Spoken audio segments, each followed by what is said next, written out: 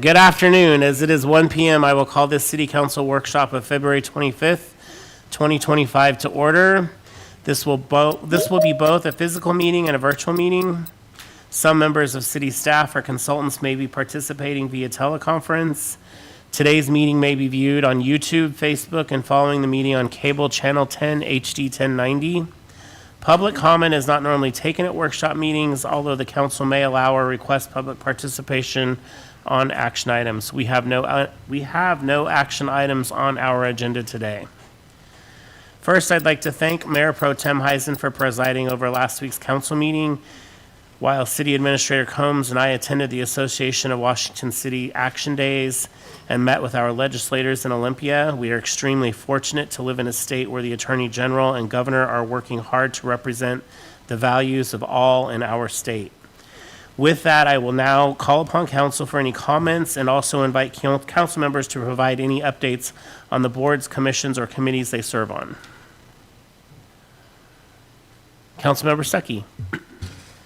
I guess two things. One, with the Island County Tourism, we're meeting with the elected bodies next month to work on a new interlocal.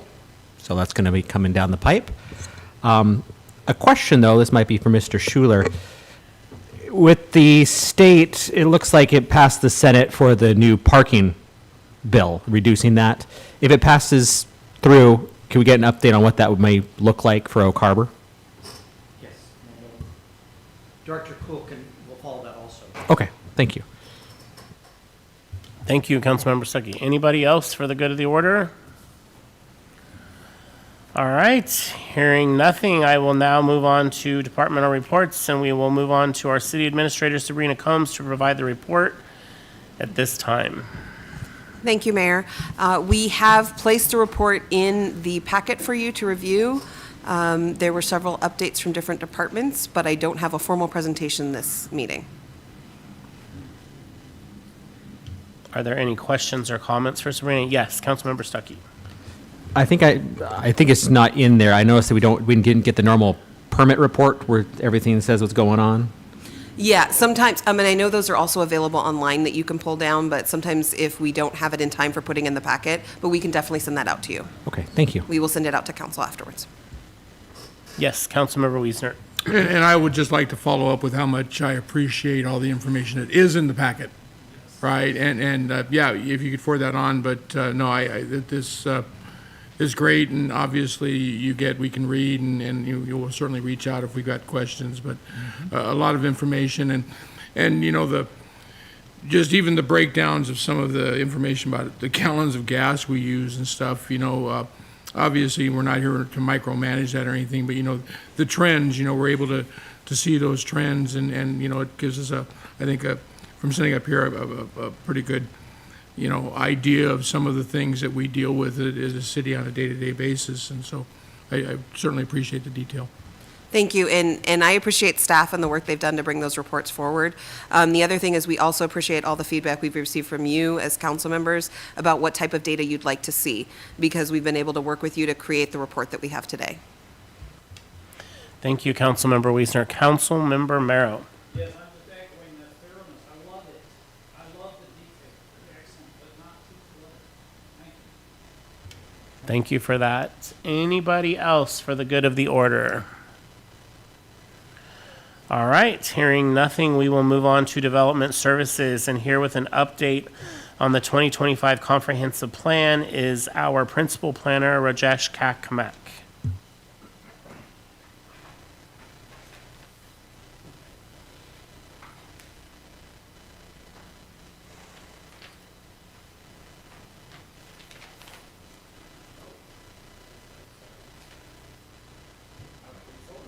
Sorry about that. And our consultant is here as well.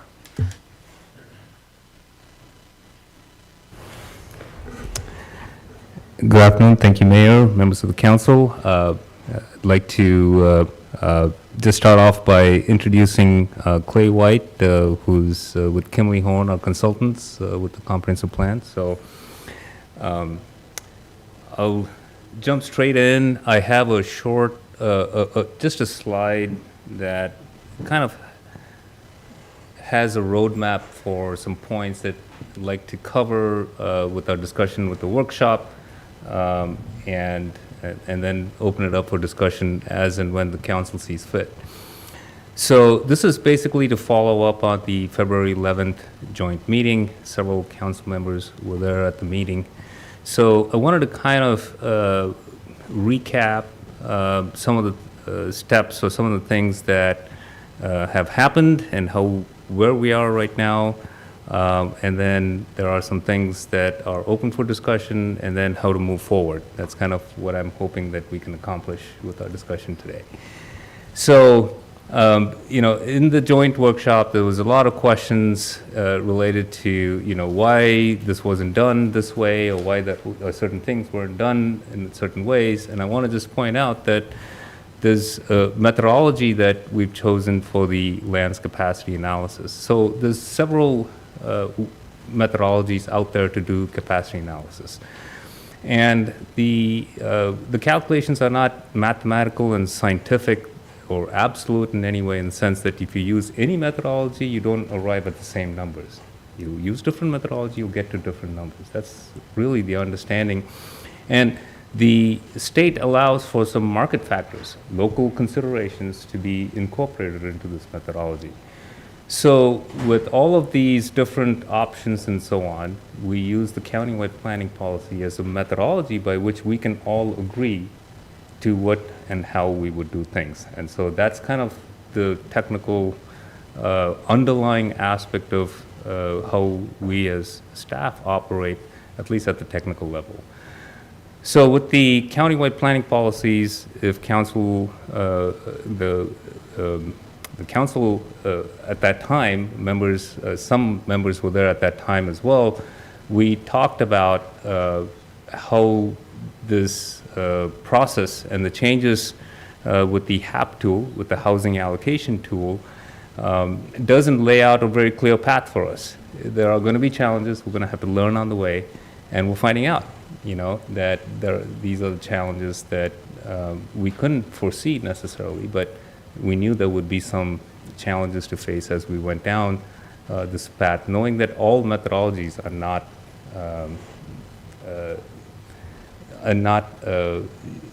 the straight way or the best way to get to our solution.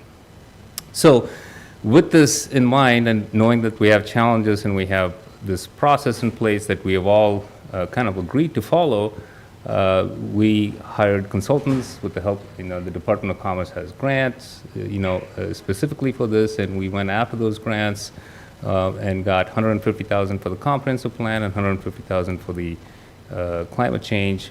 And we hired Kimley Horn, who's helping us through this process, done great work for us.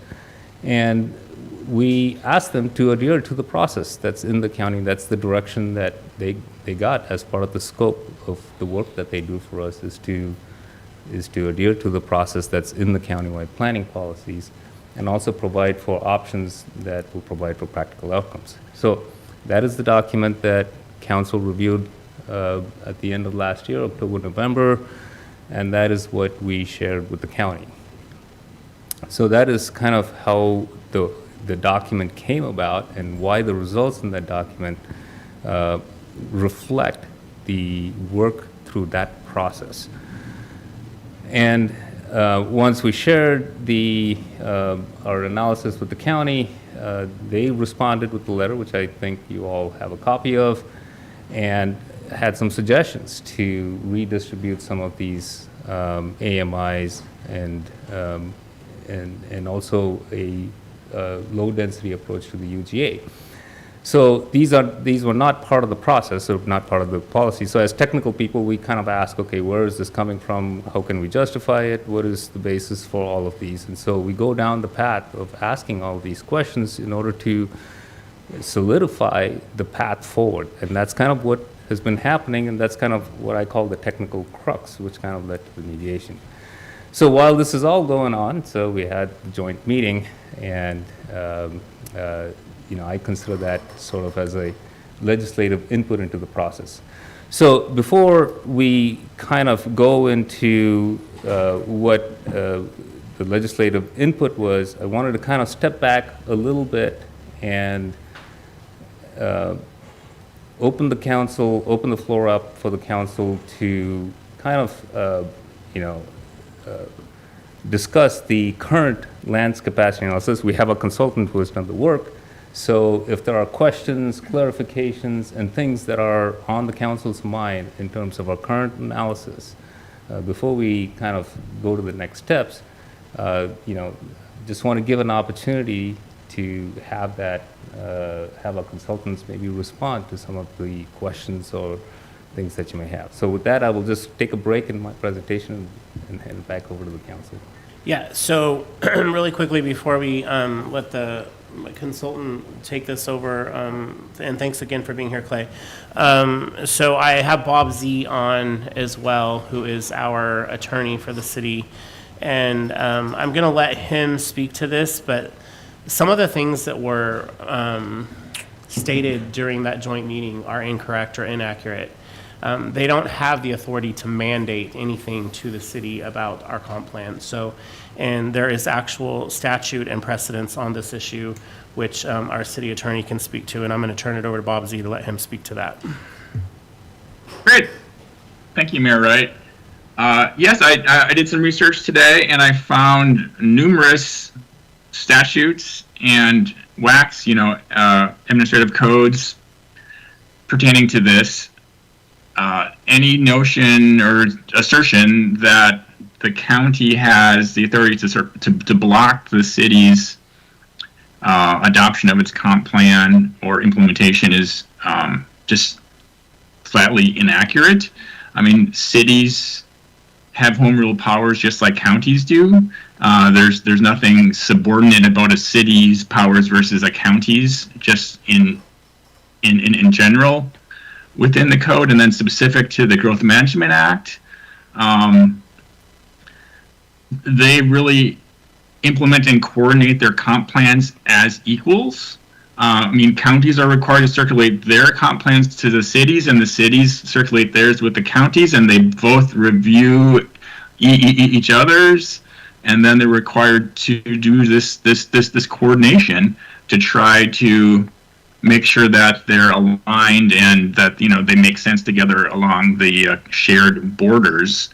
And there's several, I could give you the numbers, but there's several WACs just specific to this, going through the process of how this coordination is supposed to work with circulating the plans. And then, of course, if there's conflict and it can't be resolved, there's a process for that also, which is, I think, what you're engaged in now. A process where the state can have a mediator and try to get that resolved. And of course, it does need to be resolved because there has to be this coordination. Otherwise, the state will sort of come in and start to sanction either the county or the city for not being able to coordinate. But comp plans are presumed valid upon adoption, and they are valid unless taken to the growth board and the growth board declares them invalid. So, there's nothing a county can do, or even the state for that matter, to just say, oh, your plan's not valid, unless they actually challenge it and take it to the growth board, and the growth board's the entity that can say that, and pretty much no one else. So I think that covers what the issue was. I have a whole page here full of quotes from different statutes pertaining to this, but I'm guessing you don't want that detail. But if you do, let me know, and I can start giving you some direct quotes and sites and things like that. Great, thanks, Bob. And I just wanted to follow up before we turn this over to Clay and then open it up to you guys for questions.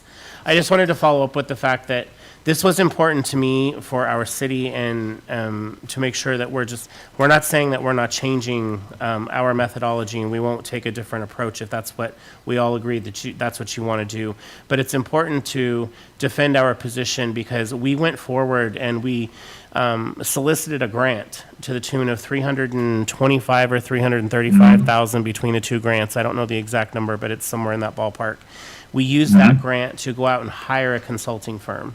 And when I'm standing before our state representatives and our state senators, and they're asking about what's going on with the process, and I'm explaining the process that we've been through, they're scratching their heads too, wondering why this is such a hurdle. So, and again, at every level, we've met with the county and tried to work and acquiesce to whatever their requests have been, and it's just been met with, confrontation and anger at different times, and we're trying to work through this process with them. So what we have done is gone back through and made some assumptions based upon the things that they asked us to consider, right, with the additional AMI push as well as the rezoning items. And I'm going to let you guys speak to the technicality of those pieces now and present that to council.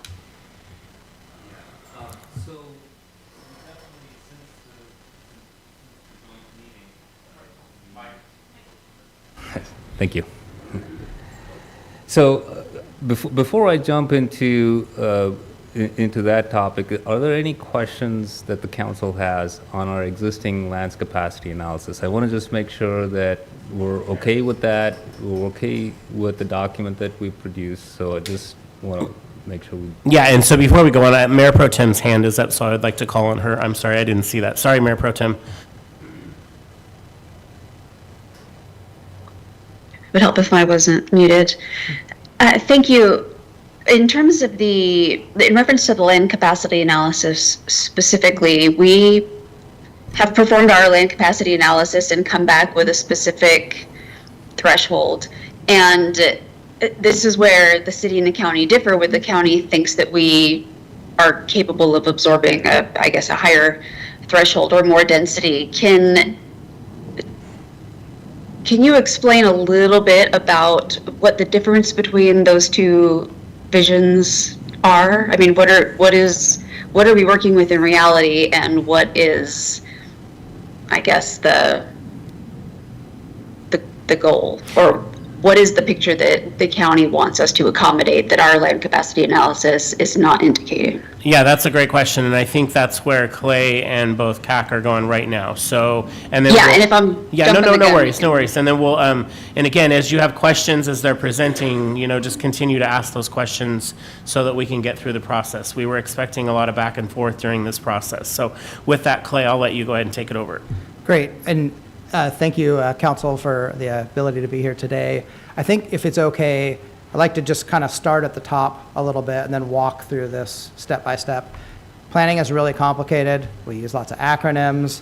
There's state laws that have changed.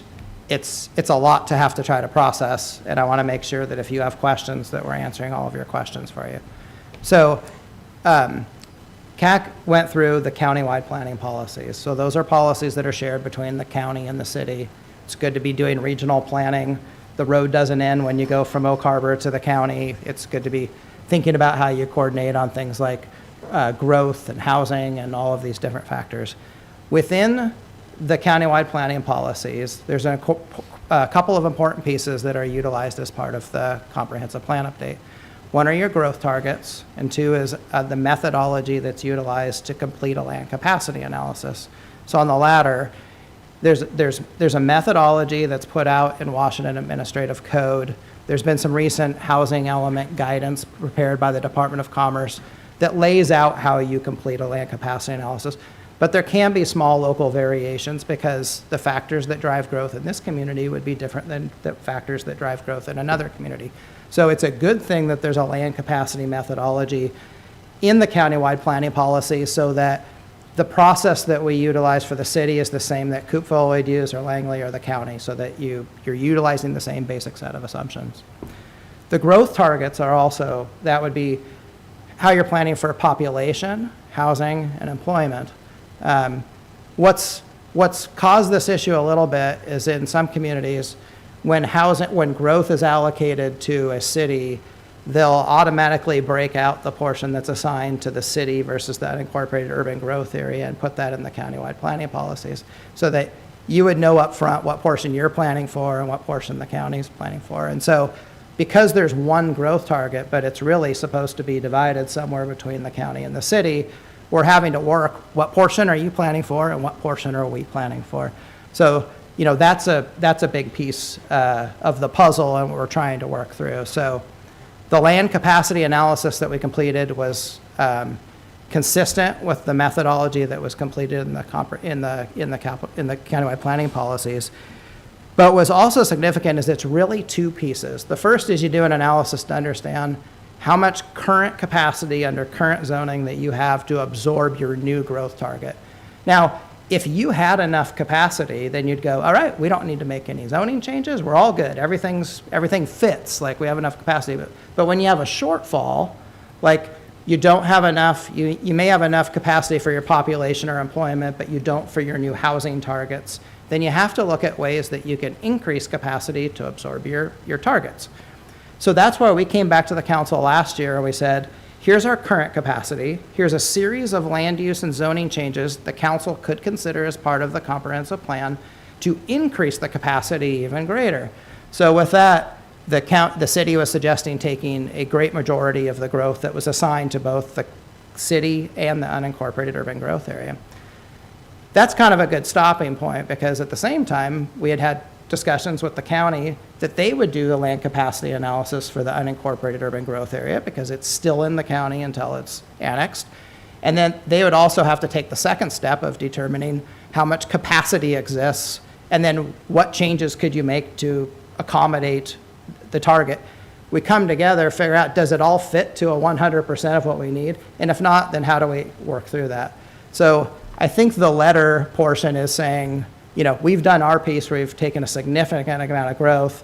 They're suggesting that the city should take more and maybe they should take less, but we need these numbers in order to complete your comprehensive plan because we need to know what kind of capital facility plans changes do you need? How are you planning for transportation? And we don't know those things until we get to growth. So that's the point that where we're at. I mean, just one more piece to add is that this process is more complicated than it was at the last comprehensive plan update because there used to only be two pieces that you would be looking at: accommodating population and accommodating employment growth. And population, you would just have to show that you have zoning throughout the city to accommodate the people that you're planning for over the next 20 years. The new housing element requirements have made this a more complicated process because we're not only planning for people, but we're planning for housing. And it's broken out into different categories depending on how much people make. So there's housing types that you have to plan for. So it's much more of a granular process. So it's not the county that did that, it's not the city that did that, but it is more complicated. And some of the topics that we're talking about today are things that are talking about in counties and cities across the state because it's very, very complex and it's a tough nut to crack with laws that have changed. So that would say like that's where we're at right now. If you want, we could get into if you wanted to take a greater share or proportion of the growth, like how would that happen? We can talk about that if that's something that the council would want to talk about.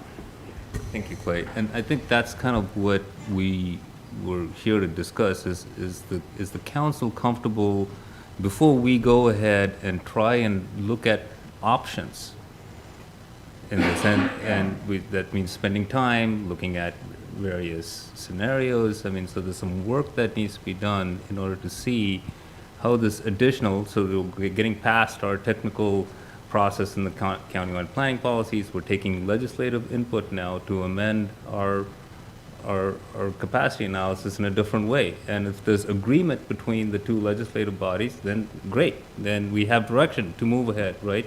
So that's what we're here just to kind of like get a feel for council, or is the council okay considering, a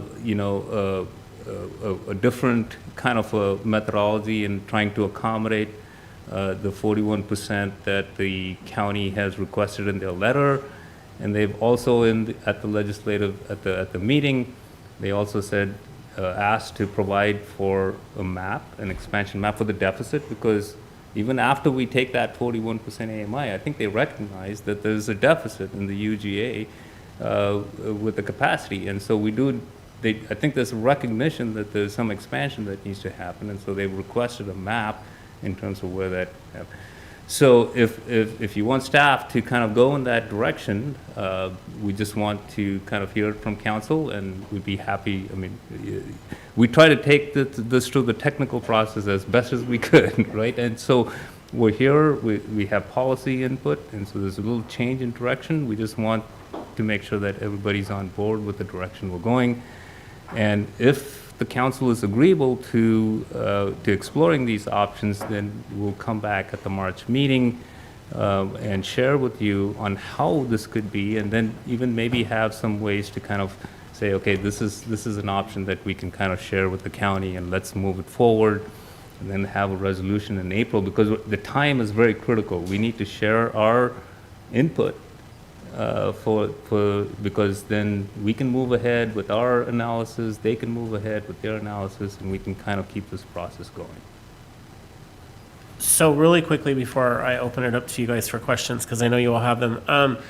What we didn't talk about though, and we did talk about in our meetings prior to today, was there were some reasons that certain areas weren't just converted, the zoning, like there were infrastructure issues, there were other things. Can you just expand upon that some to talk about why we didn't, like, we felt like the work that you guys had done had taken into consideration everything that could be rezoned at the moment for this plan, and there were reasons why we didn't in other specific areas, just so that they have that information. I think that that's giving them all of the information that they need to make informed decisions, so. I'll turn it over to Leah. So, yeah, I mean, so that first step we went through, discovered how much capacity exists, and then we came and we developed 3 options for the council to consider on how we might capture additional capacity. You weren't making a legislative decision, just saying like, go plan in this direction.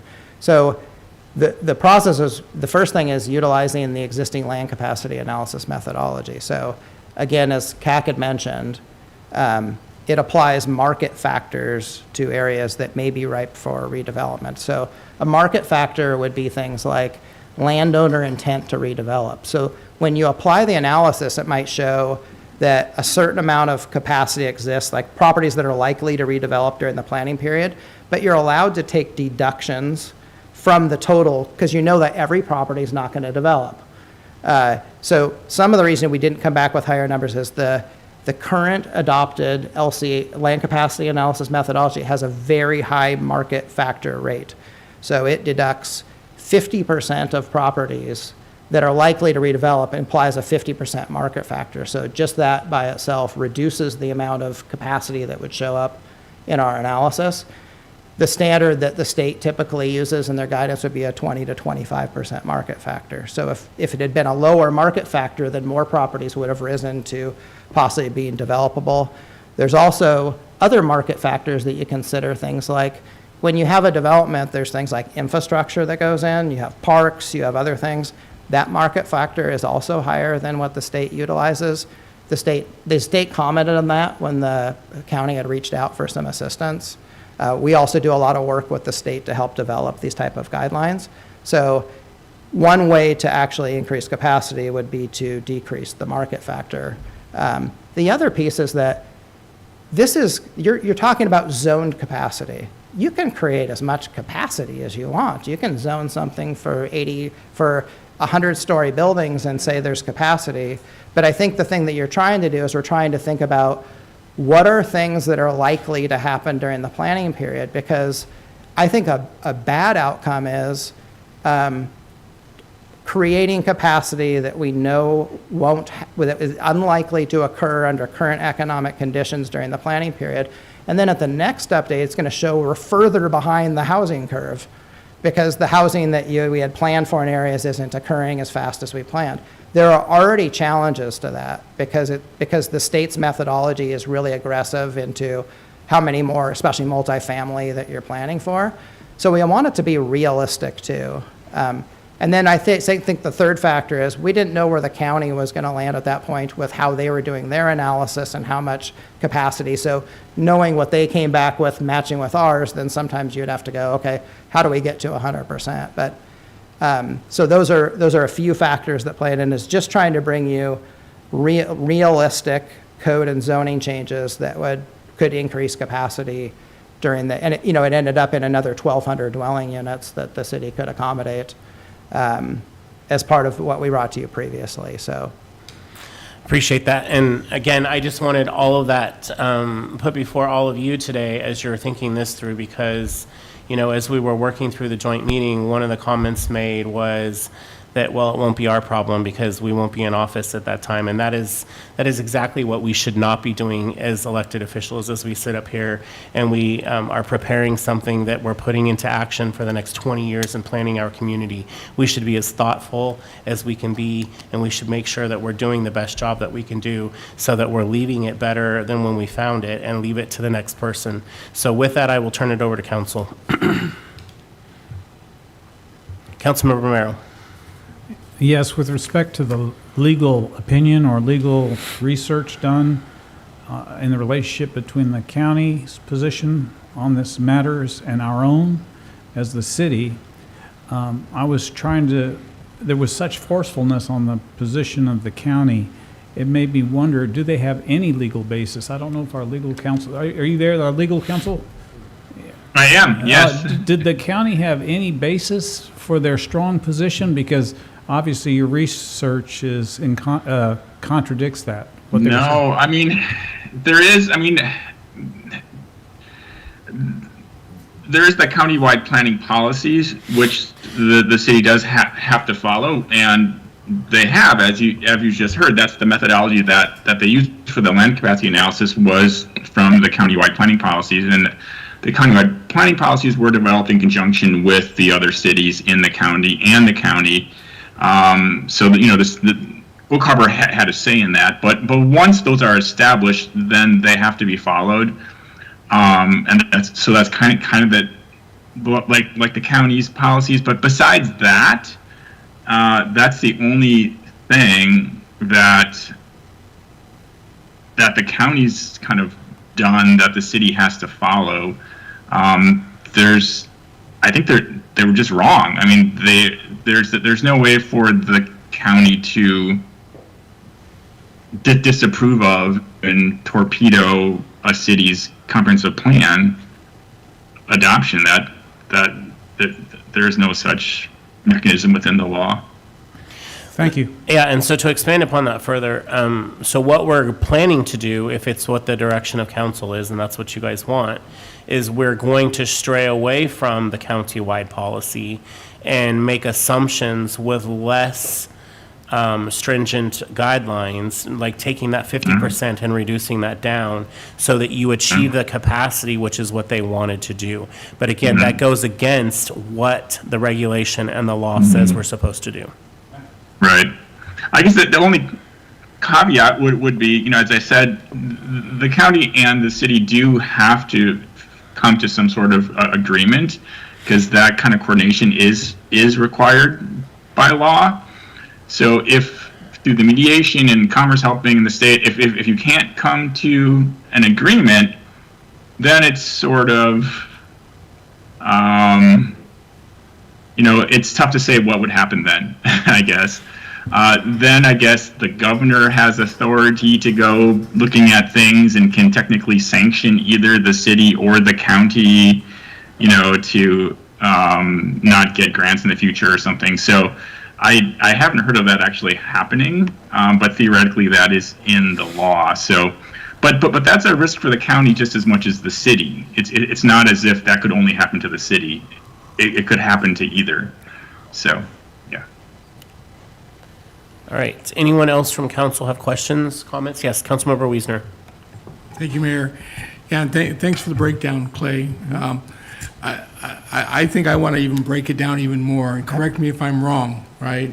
But I want to break it down to the point that the major part of this exercise, from just my standpoint and thinking as a as a city and as a community, and understanding that nobody really knows how many people are going to move here from what AMI categories, and you made a very valid point. Just because we make it so doesn't make it so, right? The market will continue to shift, and the market will continue to drive what gets built, and people coming here will continue to buy what they can buy, and people will build what the people are buying, and all of that whole thing is just going to continue.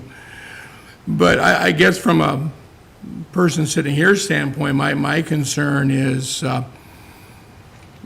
understanding that where the county's got us, and I understand, I appreciate our legal counsel's advice, because it certainly, insinuated differently at the meeting, right? But, where we've got our point at is there has to be some commonality between us and the county regarding the UGA and the expansion of the UGA.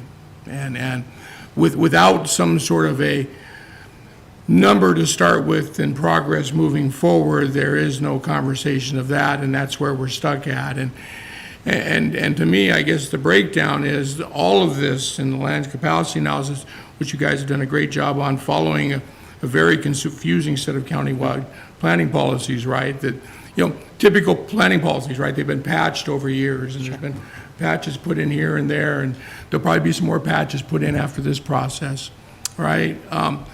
But in the end, ultimately for the city of Oak Harbor, this is about making sure that we have enough land in the future to expand into, to properly service the people of this community as they move here, the people in this community who currently live here. It's important, I've been, very vocal about commercial, right? It's important that we make sure that we have commercial to service the people coming here and employ the people coming here. And it's important that we provide land for people of different income levels who want to live different lifestyles. Some people want to live the lifestyle of no maintenance and, love the condo life, and, some want to have the big yard with the couple of dogs can frolic in and et cetera. And then, some want to live in a neighborhood with a park, and, and so from the city's standpoint, this is about ultimately making sure that we get a sufficient amount of land that the county has to agree upon, because they're the keeper of the key. And again, correct me if I'm wrong with any of this, I'm just trying to really break this down. They're the keeper of the key of how much additional land we get in the UGA for the future expansion to handle whatever capacity ends up coming here, in whatever income brackets and et cetera. However, we as a city,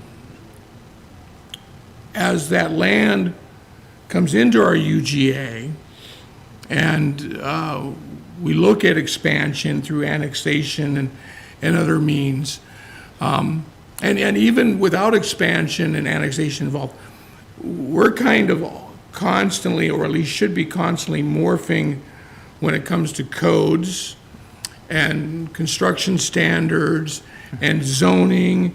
Those are designed within the Growth Management Act to be a morphing deal. Unlike land capacity, I'd like to look at this 20-25-year figure, right? And right now we've got this 25-year figure in us of this big number, and we got a land capacity, and that's kind of how the GMA is set up. But we as a city get to, and rightfully so, manipulate those portions of things within our city code to accommodate as the different types of folks move here, the different income brackets, different type of construction standards. I mean, 15 years ago, who would have thought we had, condos, being popular, townhomes actually being popular. But as that property comes in, we have the ability to zone it. And right now, what it sounds to me like we've got on the table, and again, correct me if I'm wrong, the county is saying, hey, we want you to meet this 41% number. Otherwise, we're not going to continue the discussion about UGA. I think they've kind of drawn the line in the sand about that discussion, which is ultimately the discussion that this is all leading up to. It's what it's all about. This is just the basis to establish that discussion. And if you do, we realize we're going to have to give you some additional land in the UGA because you're going to be eating up some single-family capacity in the city limits. And we ultimately end up with more land in the UGA, and then we get to determine the zoning of that land as it comes into the city to accommodate future expansion. And since we don't even know what anybody's going to build, no matter what rules we make anyhow, because the market's going to drive that, you get where I'm getting. What's so wrong with all of that? That's, I know, a very long statement / question, but you had chances to jump in if I was wrong with any of it. Yep, good, for sure. Yeah, I don't think anything, if I, oh, Mike, sorry. Thank you. Mike. I don't think there's anything wrong with that. Again, we have to follow the necessary steps and take the necessary decisions to get us there, and that's what this whole process is about. So we have to kind of play the game, so to speak, or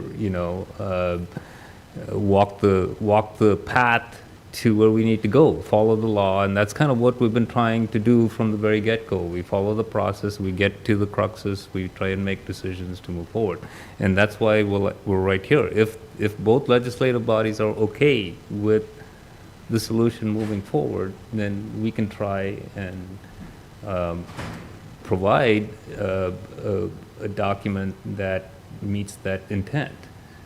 Because there is some flexibility in how the market factors and so on are being considered. So we were trying to do all of this to clearly kind of document our deviation, right? And that's kind of, and it's a worthwhile process to go through because it is a challenging thing. This shouldn't be just done somewhere.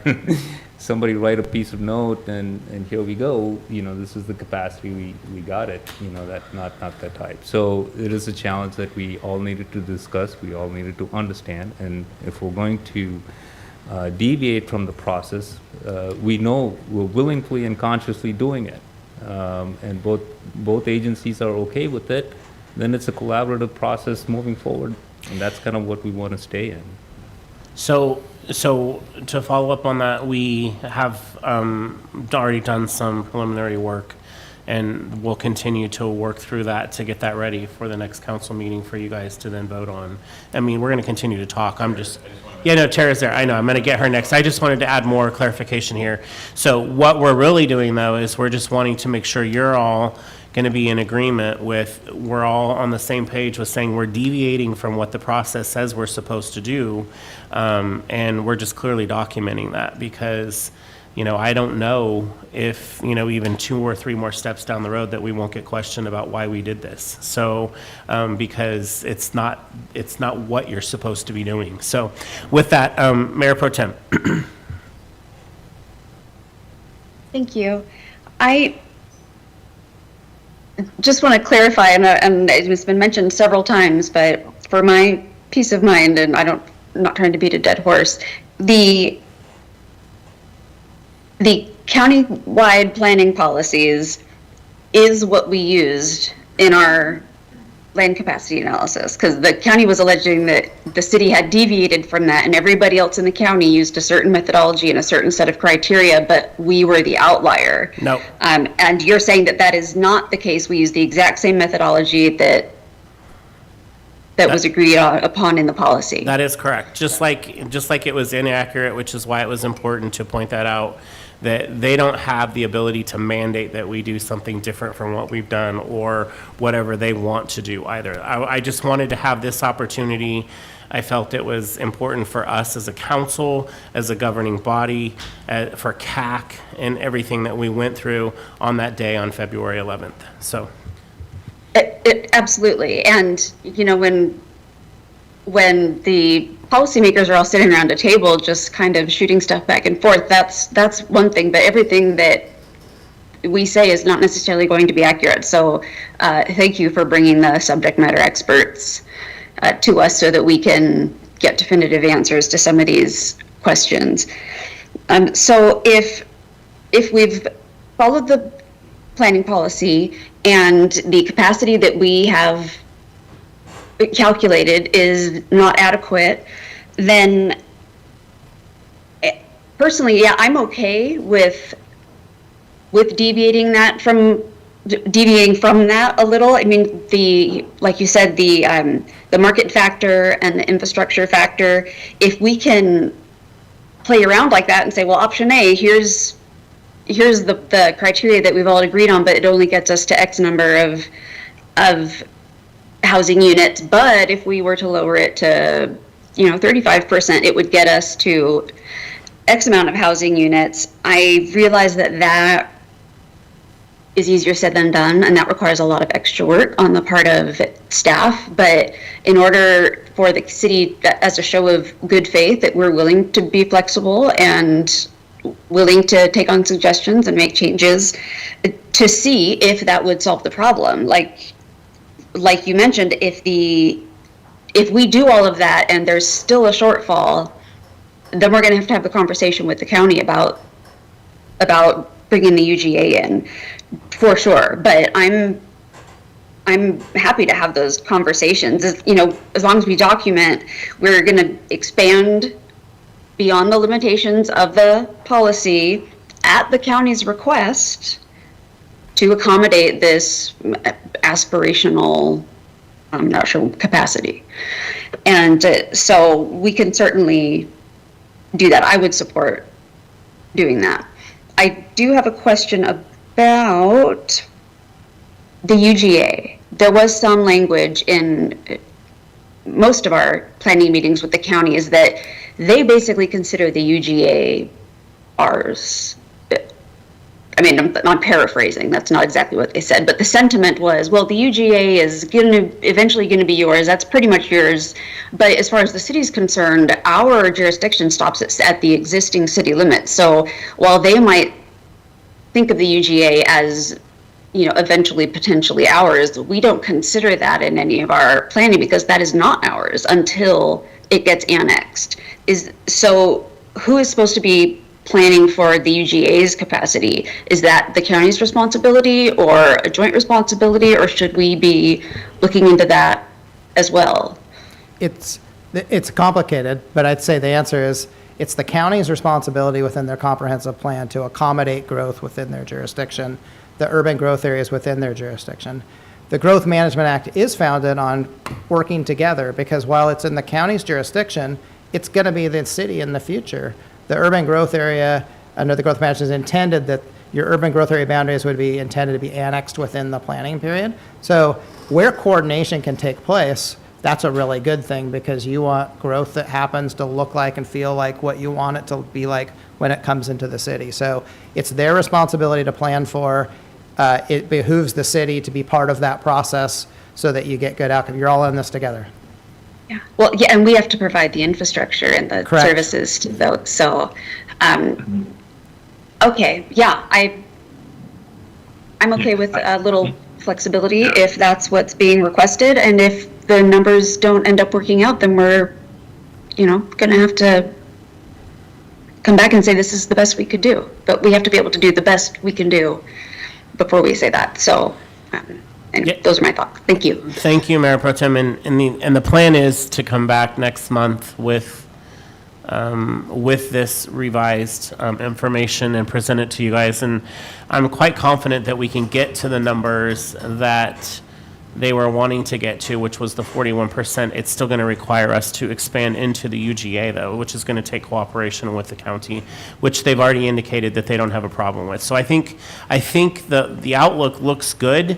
Again, it's all just about making sure that we're all on the same page and understanding what we're doing, because I don't want anyone to come out in 6 months or 9 months or a year and say, well, I didn't realize we were deviating from a plan, and why did we do this? So, I mean, we're all in agreement that this is what we're doing together. So, 100%. Okay. Thank you. So, yeah, absolutely. So with that, Councilmember Marshall, you had your hand up? Yeah, thank you, Mayor.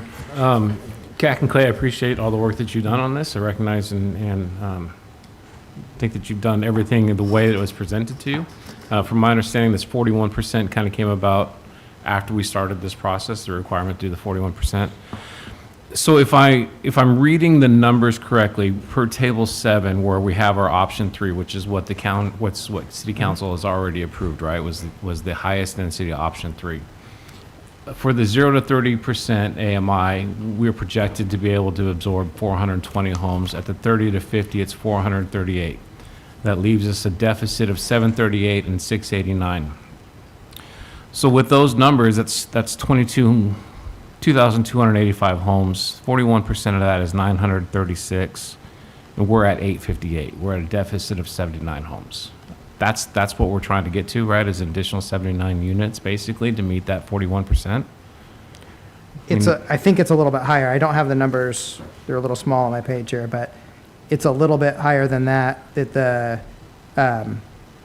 But I think, and I think just one thing just to maybe think about is in the city's conversation, they're talking about these AMI buckets. I think it's more to talk about housing types associated with those buckets. I think what they're saying is you would take more multifamily within the city and have less dense growth within the county. I can get back to you, Councilmember. And I totally understand that. And it makes sense, right? If you're going to have higher density, you want it to be closer to your city services within walking distance to other things. But the underlying message I received from that meeting is there's this 41% number. We have to meet this 41% number. That was their sticking point. And if it's 79 units is what we're talking about as being the difference, and I'm just basing it upon this table here, that doesn't seem insurmountable. That seems like, I don't want to throw out all the work that you've done. It's been a tremendous amount of work, and I don't want to say, well, that was nice, but we're going to start over. But if we're talking about accommodating 79 units, that's a parcel or two, really. That's a couple of apartment complexes at most, right? And We can definitely look at Your mic, Kat. 110-story building, straight up. Yeah. absolutely. Fire chief Yeah. will be all about it. I think I think the entire process when we kind of started working with the county is to try to get to growth targets. What should be accommodated in the city and what should be accommodated in the county, right? And I think this is giving us that direction. They want that 41% of the 0 to 40 or 50 AMI and that. And so that's a way, I think, to establish that target direction. So that's how I'm kind of viewing it. So we'll add that 41%, and they've given we're going to use that letter that they've given us with the distribution, because I think they ran the numbers, and I haven't looked at it in detail recently, but they ran the numbers, so it shifts all the other AMIs a little bit too. So when we do the work, we'll have to just make sure that we got all of those accommodations taken care of. So there'll be not only just the 0 to 50, there'll be some adjustments in the other AMIs as well. And I think to Councilmember Wiesner's point, it almost is to our benefit. If we have to put some of that lower density into the UGA, then that allows us, we have to ask for more we have to have more land in order to do that. Yeah, the expansion map is our input into the authority that they have, the UGA authority. So just like they have input into our capacity, we have input into their UGA, and the map that will provide with the deficit after accounting for 41%. Yeah. We'll use that number to generate what we think could be potential expansion areas. Right. And we can kind of present that scenario to you at the next meeting.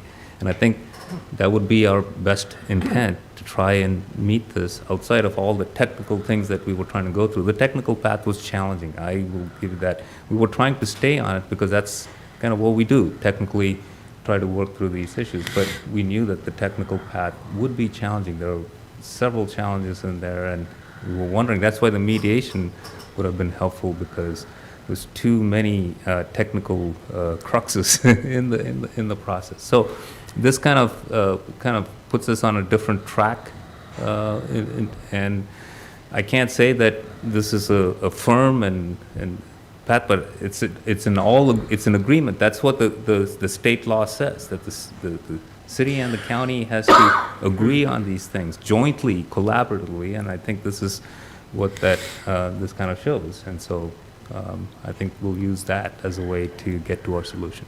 And I appreciate all the attention you're giving to this because it's our community, and we're the ones that have to live with it long term. And you know, we don't want to just have random development. We want to make sure that it's intentional and well thought out. And so I appreciate all the work that you've done to protect our community and make sure that it's being done right. So, and to your point, Eric, just so you know, we're not throwing out everything we've done. We're just going to make some market factor adjustments and tweaks. Yeah. And I think we're 99% confident that we can get to that number. So, yes, Councilmember Arms, I'll call on you, but I'm going to give everyone a first chance, and then I'll call back on you. So, Councilmember Arms. Kat, I really appreciate all you guys are doing. So however you're going to work it, it'll work, okay? We're going to put the trust and faith that you're going to do what you need to do. You know, sitting in that meeting down at the county, you know, I just didn't see a lot of support for what we're doing. And that was the sad part about it. You know, we're working really hard. We have a small community that you're expecting us to put all this, jobs, you know, the list goes on and on. When you're in the county, oh, so you have a septic system or whatever, you are talking about doing a lot. You have worked diligently to figure this out, and we're just going to put the faith that that's the way it's going to be. We're going to look at it again.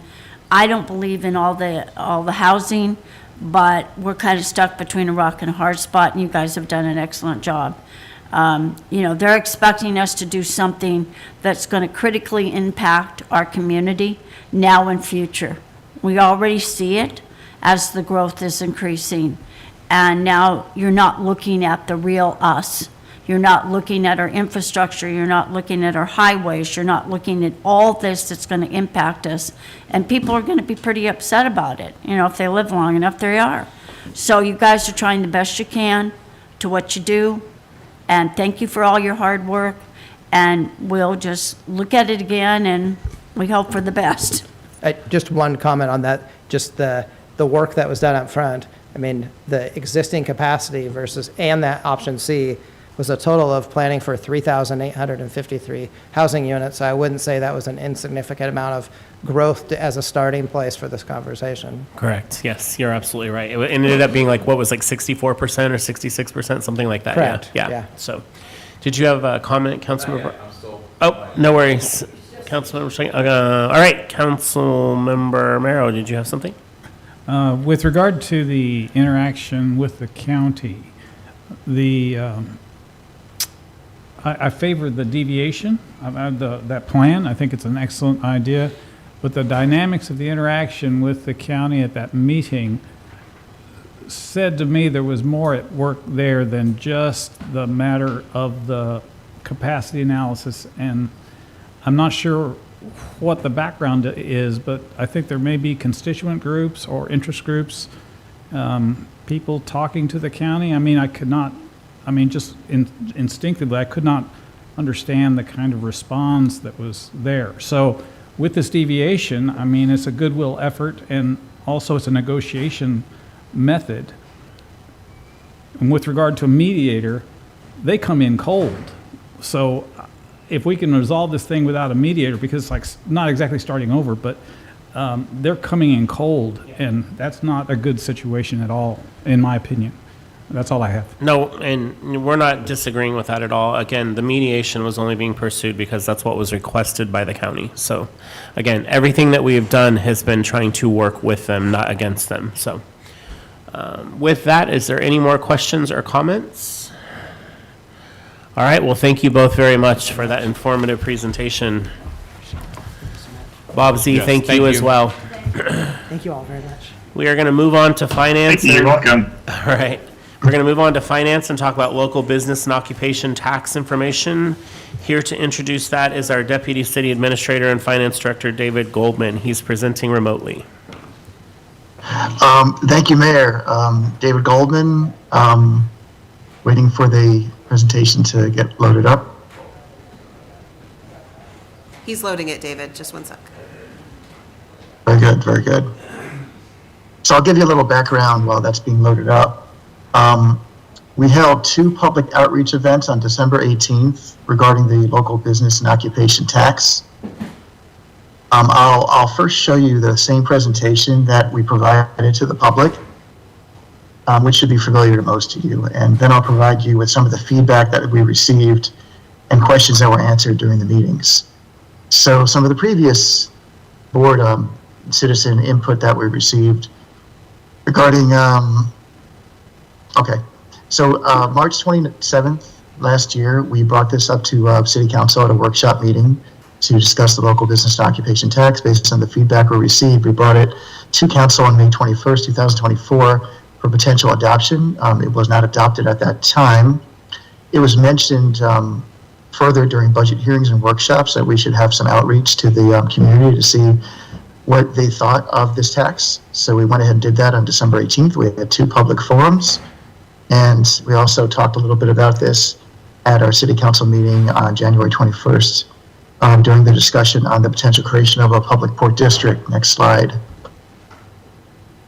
So this is the presentation that was presented to the community last month, or actually in December. So we showed the community some of the items that were identified by the community and discussed by city council. First off was the marina lifeline improvements, such as the dredging, breakwater, reconfiguration of the marina, and also the connection to downtown. In addition, we talked about potential future parks and recreation facilities, such as a recreation center, indoor recreation center, some economic development program elements, and also funding for future facility replacements, such as our police station. Next slide. So we went over the 4 major general revenue sources available to cities.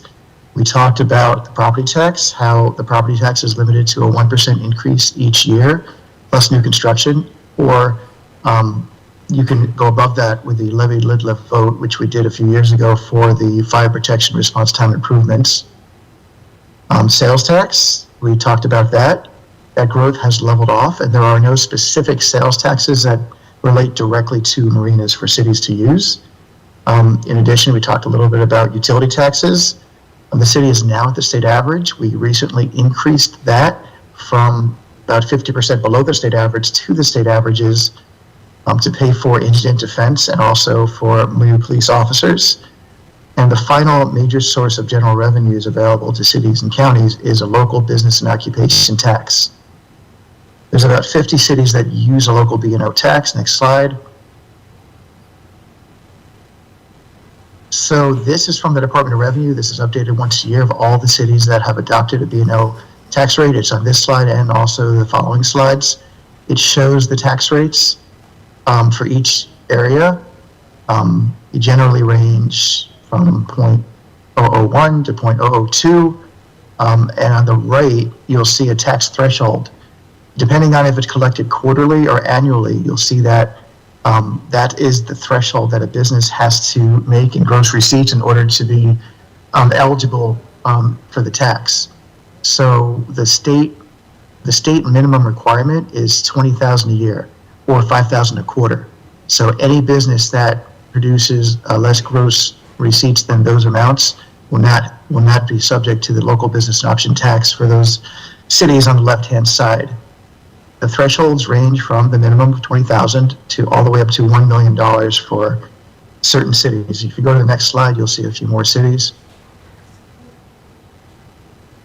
And those are the 50 cities that are there. There are some cities that are over 0.002.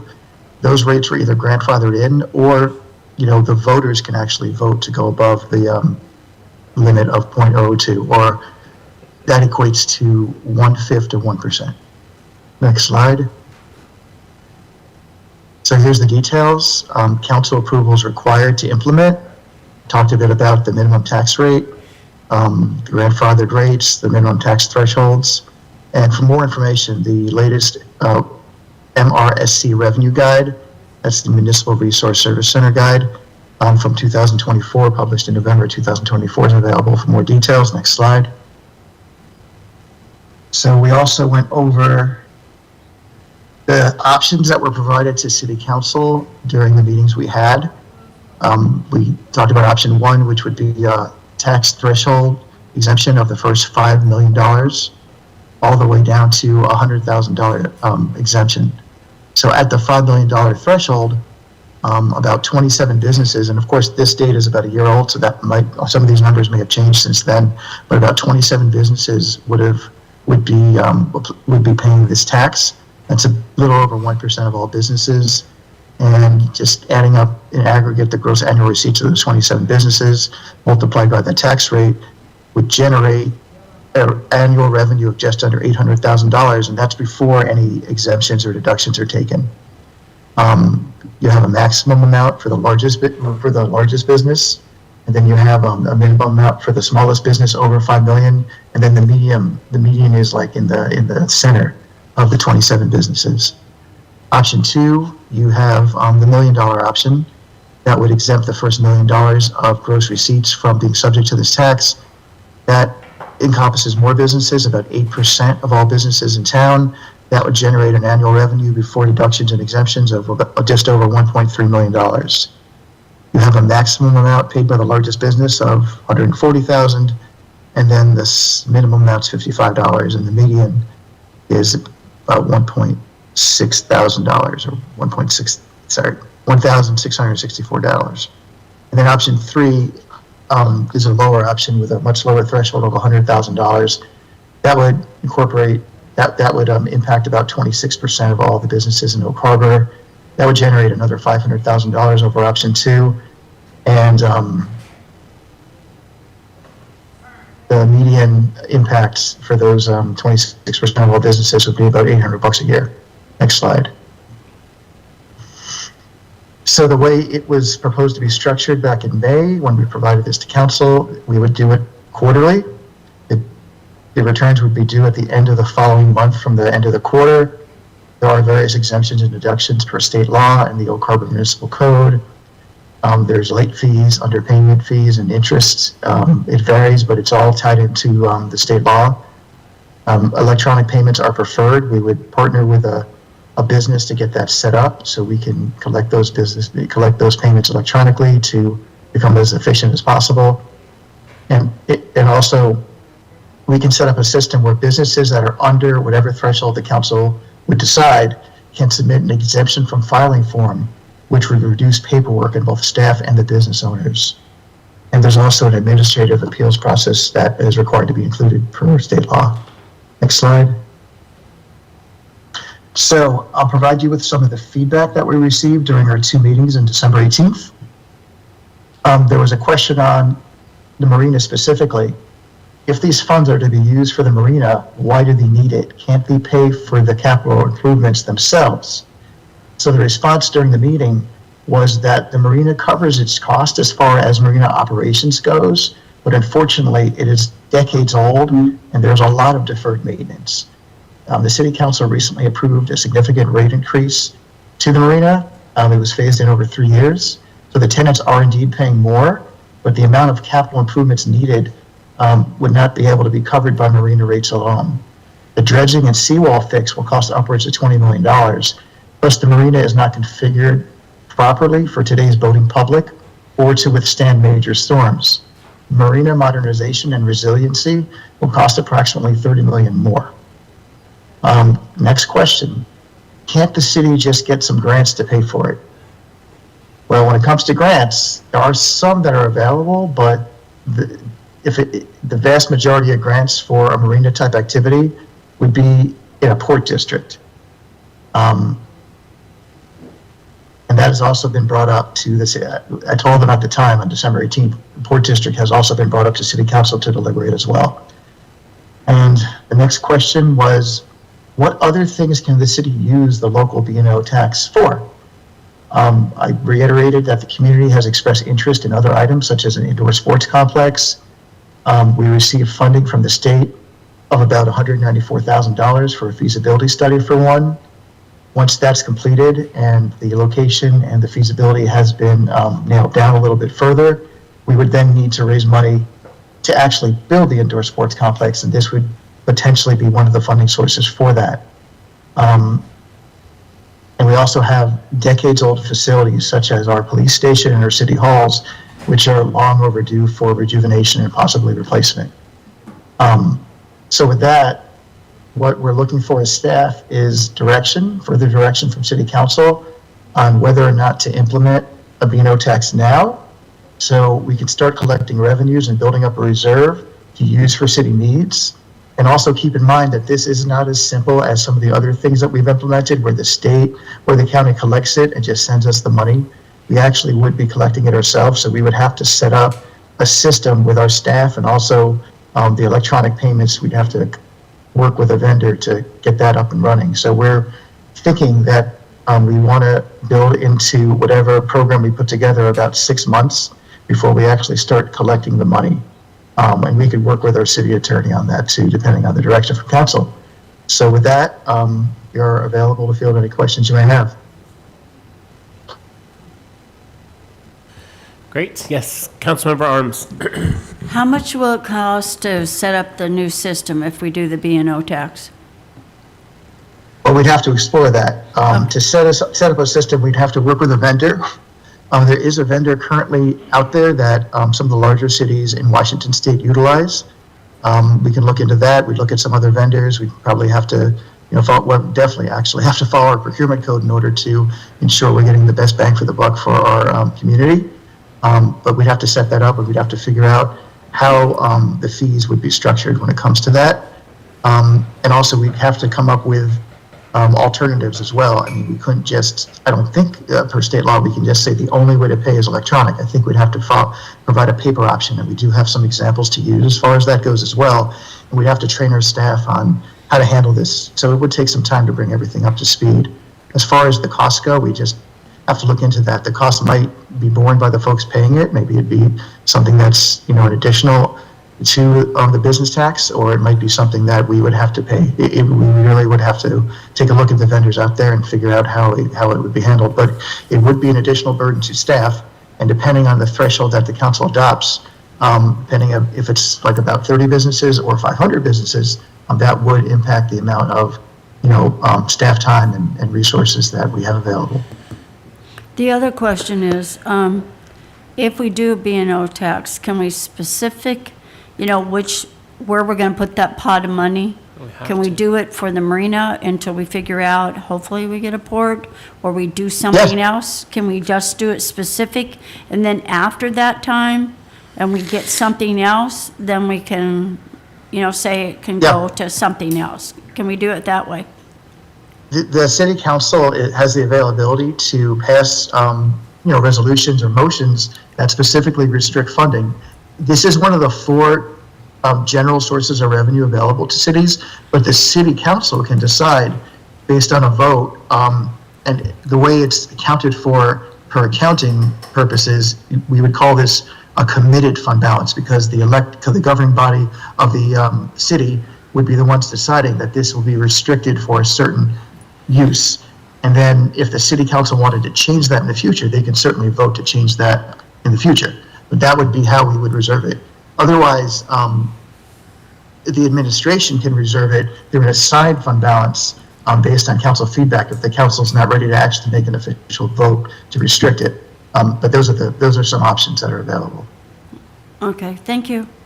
Thank you, Councilmember Arms. So David, one of the things that I would like to ask or request before we bring this back to council would be that you have an estimate of what you think, like an average percentage that these third-party companies are charging for this service, because we need to take that out of what we're anticipating receiving as a result of this additional tax. And I think that would be information that they're going to want to know before they make a vote on it. Can you do that? Yes. Okay, great. Anyone else? Yes, Councilmember Wiesner. Thank you, Mayor. David, can you bring back up, or Tim, can you bring back up the chart that showed the different communities, the first page of that chart?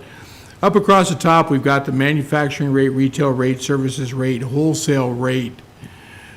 Do we know, at our current leaning, I guess, I'm just going to call it a leaning, the $5 million threshold, how many of those might be manufacturing businesses?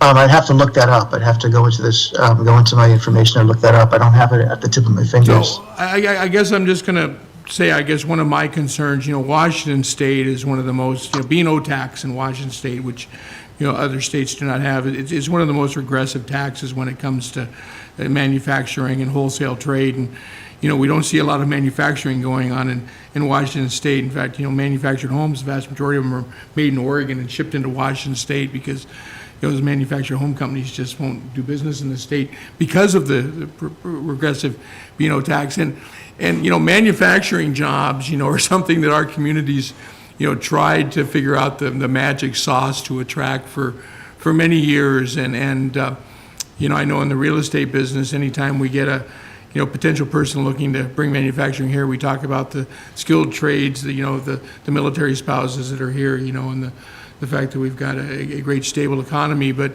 that just, doesn't seem to hit it. And so I guess I'm a little concerned about, hitting that manufacturing rate, which is, it's the most regressive place for a B&O tax, and discouraging something that we've been trying to encourage. I mean, we've created a planned industrial district. We're working with the North Whidbey Enterprise District, with the county, to try and create an area for those types of jobs. So, I guess maybe when you come back next time, maybe if we can come back prepared in those categories, that manufacturing, retail, services rate, and wholesale rate, if you could break down the businesses in those categories and the dollars we would be dealing with. And I don't mean to make it more complicated on you than it already is, David, but this is a forever thing. Taxes go in place, they don't go away. This is something that we're setting up for our community forever. And we've got to look at it from that standpoint. And I just want to make sure that I'm putting the appropriate amount of thought and time, just like you have. We've been at this for a year, right? And so, but I think appropriately we slow rolled this. We're going to have to get to the point where we either got to do this or not. But at the same point, there can never be too much input on this one, I think, and that additional breakdown would certainly help me. Thanks, David. Thank you. Okay, you got it. Thank you, Councilmember Wiesner. Councilmember Stuckey.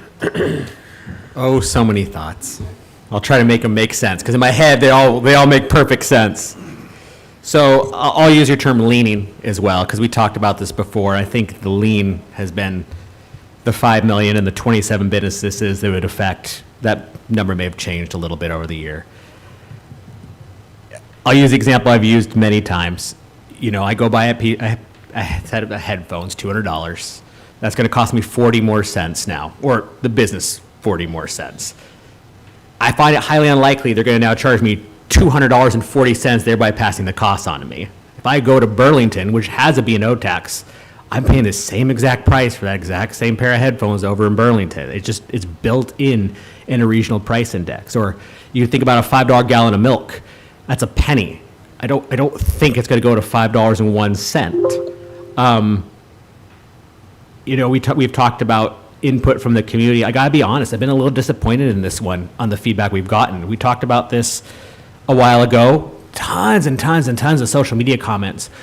Not one email objecting. I'm not talking about people coming in here with, pitchforks. I'm saying not one email was sent objecting to this. Those two things that David put on, I went to both of them virtually.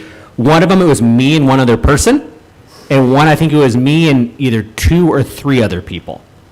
And it was sad because it was great information. I didn't realize that if you do 5 million, it's only taxed once you've made the 5 million. So if I'm at 5,100,000, the B&O tax isn't applying to that, it's applying to the 100,000. And there are so many exemptions that if I can get $100,000 in exemptions, I'm going back to paying no B&O tax. So I don't necessarily think it's a bad idea, and I don't think that all these businesses are going to leave Oak Harbor sort of a rhetoric is going to happen. But on the other side, I do think that if we do enact this, it needs to be specific what it's used for before we enact it. To what Councilmember Arm's point, I mean, in that slide, it listed 4 or 5 things we can use it for. That just sounds like we need more money and here's a way to get more money. We need to be specific on, we're going to get it and it's for this. Not, hey, we can kind of use it for anything. I know we can, but we need to vote and be specific on it. The other thing that kind of worries me is doing this, and I know there'll always be something, the same time as ICOM going for sales tax. I mean, one is a tax on the consumer purchasing the item that gets passed on. One is going to be on the business to either pass it on or eat it, and I think most will probably eat it. I don't like the timing, but I understand there's always some place going for something. So I'll say this, I'm truly on the fence with this one. I would say if all of a sudden people were emailing in objecting to it, it would be a hard no for me. We just haven't gotten anything beyond the social media comments. So to those 12 people or whatever watching, if you have an issue with it or you are a business owner, please write in and say you're against it. Or if you have no issue, say, hey, well, I can take it, because we need that feedback. We need it in an official capacity. So, thank you. Thank you, Councilmember Stuckey. Mayor Pro Tem.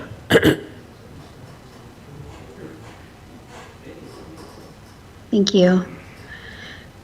To Councilor Arms' point about being, and Stuckey's being specific about how we use it, I too would support us being restricting the usage for marina only. That's, in fact, I spoke to someone recently, a business owner in the community, who had heard about the B&O proposal but didn't realize it was for the marina. And that surprised me, because we've only ever talked about the B&O in conjunction with looking for funding sources for the marina. So it's, I think, important to make sure that that message is always attached. You know, it's not a cash grab for any old project. It's specifically to help us try to keep this marina, no pun intended, afloat until we can, or while we are pursuing other options. And also, and to Councilor Wiesner's point, ideally, the businesses affected would be businesses that do derive some economic benefit from the marina being there. You know, like you said, if there's a manufacturing thing, they're probably not seeing a lot of business that's directly related to the marina, whereas if it was a retail or a service, then that is more likely. So that would be an interesting piece of information to have. I don't know if that would necessarily make or break my decision on it, but if you're able to get that information, that would be nice to have. So yeah, I'm 100% in favor of moving forward with the 5 million and up option. That way it's, you know, putting less of a burden on the community at large, but it will start to generate some revenue while we look for other funding options. Thanks. All right, great. Thanks, Mayor Pro Tem. So a couple things.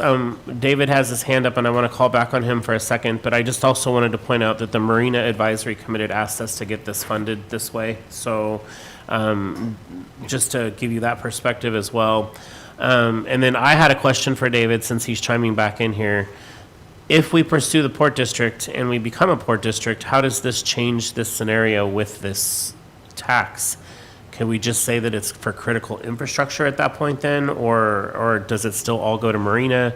That's, you know, I think that we want to be transparent in that way too. So David. Okay, so to answer that question, if the council is the one to take a motion or to vote in a resolution to restrict this funding for a certain thing, the council would have to be the one to unrestrict it or to restrict it for something else. Or alternatively, if the council just directs us without a motion, you know, for a minute to say it's been used for a certain thing, and then later on they're like, okay, it doesn't need to be used for that, then we could administratively change it. Those are two ways we can restrict it, whether we restrict it as a committed fund balance or assigned type of fund balance. As far as the question that Councilmember Wiesner asked, I went ahead and looked at the industry codes of the businesses, and there are none that are manufacturing listed in on this list here. So manufacturing would not be affected. Up for the $5 million and up threshold. Great, thank you. Anybody else for the good of the order on this topic? Yes, Councilmember Marshall. Thank you, Mayor. David, I guess I struggle a little bit with the timing of this, right? So if we're going to approve this, let's just say we approved it next month, and it's 6 months before it goes into effect. We're going to collect for 1 quarter of 2025. But we're also proposing to put a port district on the 2025 ballot. And so realistically, they kind of align with each other. If we get the port district approved, would that not take effect next year? And then they would begin that funding mechanism? I mean, if we're looking at $5 million, we're talking about less than $800,000, which with the numbers that you gave regarding the marina is going to do nothing. I mean, it's going to take us a very long time to be able to do anything with that money. Yeah, I totally hear you about that. We could work with the city attorney to implement this sooner, maybe in the next 30 days or 30 days after the council was to adopt it. But we can say that we're not going to actually collect the money until later on. So the clock will start ticking sooner as far as, the liability for the local business B&O tax. But we can have a delay in there saying we're not actually going to collect it until we have a system set up to collect it. When we structured the one back, I think back in May, we put together a structure very similar to that.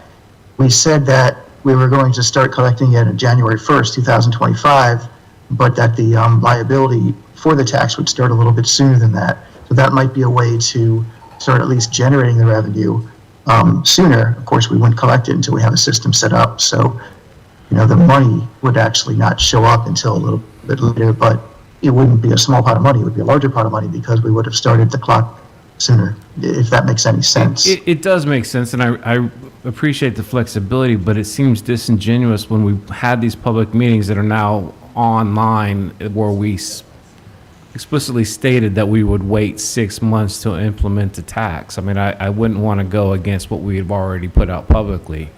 I know that was part of the conversation in rewatching that meeting, and so I wouldn't want to, put you in a position that it would go against what you had already stated publicly in these forums. And so, it goes back to we would be collecting 1 quarter, and then we may potentially have a port district.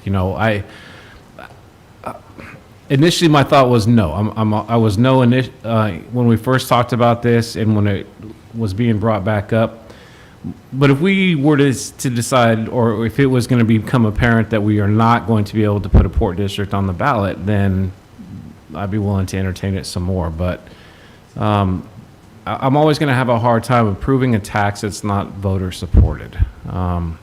And so I'd love to explore the option of the port district, let the public decide what route they want to go with that marina, and then if that fails, or we're not going to get it on the ballot, then we can explore other taxing options to support our marina. Yeah, absolutely. And as staff, we're just trying to provide as many options as possible for the city council to weigh. And I appreciate it. Thank you. Councilmember Merrill. I've given some thought to this, and the general consensus of the $5 million and a B&O tax sounds reasonable. But of course, I didn't do the detail. We thank the commission for doing that as well as the staff. But I am aware this, with regard to public feedback, is that constituents generally will tend to react. So it's one thing to ask for positive input or just any input, but then once the tax hits, then it's sort of like the rubber hits the road and the people start coming out of the woodwork with their message. That doesn't mean I'm opposed to it. It just means that the current lack of involvement of public opinion doesn't necessarily reflect the status out there among the populace.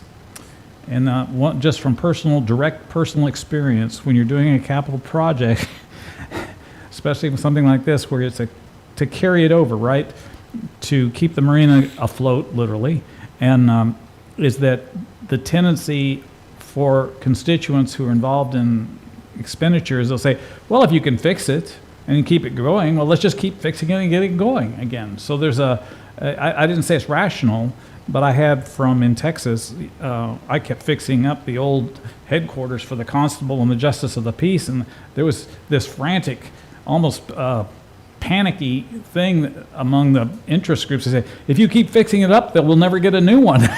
So we want to be mindful of the fact that there are those who, they view if there is a B&O tax, they're going to say, well, we can fix it up.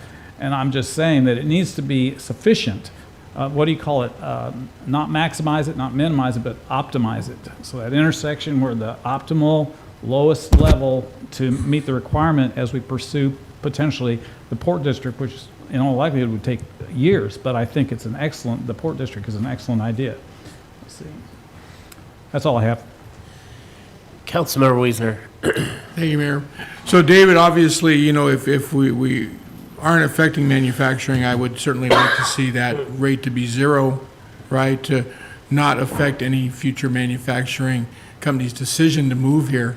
Have you noticed Burlington has a tax rate on retail only, none on manufacturing, right? So obviously, if it wouldn't make an effect on our bottom line, there's no reason we want to start taxing something now and discourage it from coming here. But with that said, I just want to pop out with a couple of other ideas, just so we're not just totally closing the door on them. We do have the option also of going to that $1 million number, but instead of going to a 0.002, going to a 0.001, right? It would net about the same amount of money. It would affect more businesses, granted, but it would affect each business less. It would be a carrying and spreading of the weight, per se. So I just want to point that out. And then, David, the dollar amount we have on the, because I think the $5 million and I think the $1 million at a 0.001 comes out pretty close to the same amount, give or take $100,000. What's the bonding capacity on $800,000? I know you have it right at the top of your head, you see? No pressure. Well, that depends if Congress doesn't take away the tax exemption for municipal debt. I mean, that'll throw everything into a Under current but I'm thinking, assumptions. based on the calculations I did earlier, I'm thinking it's about $9 or $10 million. So ultimately, Eric, that's, part of the answer to your question about how do we, start utilizing these funds sooner than later, right? And that's through bonding capacity, obviously. Another question, maybe you've got the answer for, David, or maybe our council has. The concern I have is a new concern with the Port Commission in thinking through the process and understanding that in order for us to talk about forming a port district or putting a port district on the ballot, we have to have the approval of Island County, is what I'm being told. And if Yes. and if that, We're working so hard. yeah, and if that's the case, I just want to kind of maybe not dash any ideas of that happening this year, but, just based upon experience, right, there's going to be a work through for that, and that's going to take time to work through, and time's not probably going to be our friend for a on the ballot this year, so I just wanted to kind of plant that seed too. Thank you. Yes, Councilmember Arms. Okay, since I'm on the Marine Advisory Committee, I've looked at this, and if anybody doesn't realize it, we're one major storm away from losing our insurance.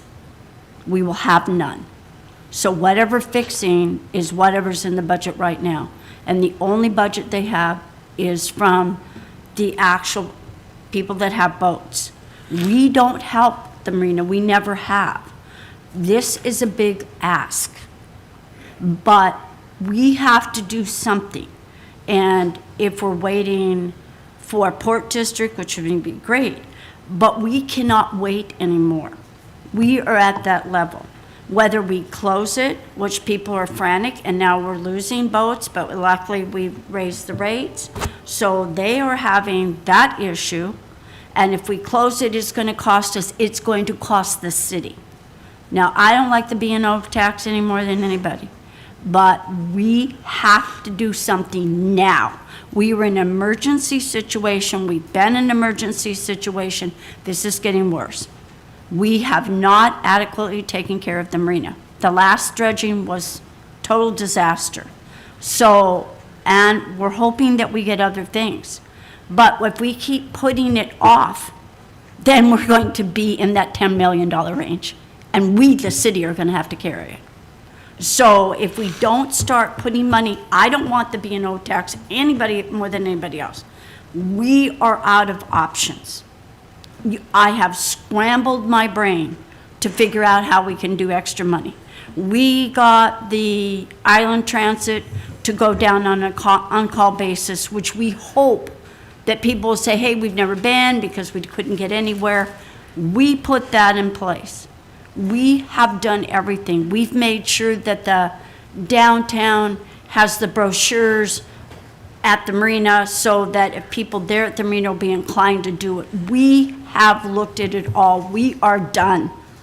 And that's with the last windstorm that we just had. I have no idea what happened. And I am saying we are done.